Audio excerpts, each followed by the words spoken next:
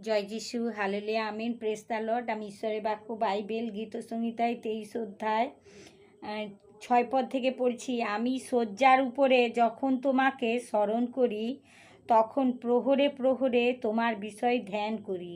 কেননা তুমি আমার সহায় হইয়া আসিতেছ। তোমার পক্ষযুগলে ছায়াতে আনন্দধ্বনি করিব। আমার প্রাণ পদে পদে তোমার অনুসঙ্গী।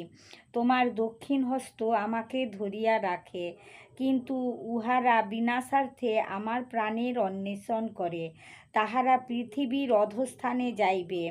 তাহারা খড়গের হস্তে সমর্পিত হইবে। তাহারা শৃগালের